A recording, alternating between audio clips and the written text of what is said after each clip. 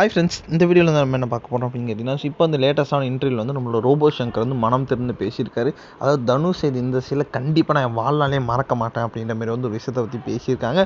அந்த ஒரு விஷயம் வந்து இப்போ வந்து இன்டர்நெட்டில் செம்ம ட்ரெண்டிங்காக போயிட்டு இருக்கு. ஸோ அதை பற்றி அந்த வீடியோ நம்ம டீட்டெயிலாக பேச போகிறோம்.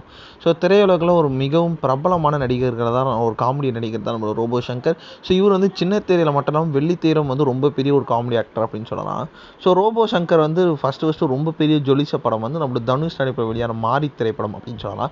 ஸோ அந்த திரைப்படத்தின் மூலமாக வந்து தமிழ் சினிமாவுக்கு வந்து செம்ம ஃபேமஸ் ஆனார் அப்படின்னு சொல்லலாம். ஸோ தனுஷ் குறித்து வந்து சில நாட்களாகவே வந்து தொடர்ந்து வந்து நிறைய சர்ச்சைகள், நிறைய வன்மங்கள் அவர் மேலே.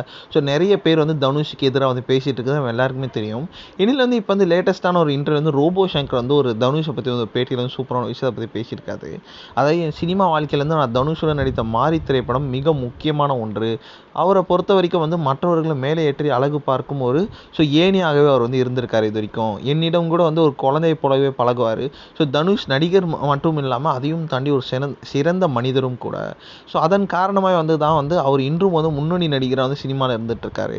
என்னோடய வாழ்க்கையில் வந்து அவர் வந்து மிகவும் முக்கியமான பங்கு வகிக்கிறாரு.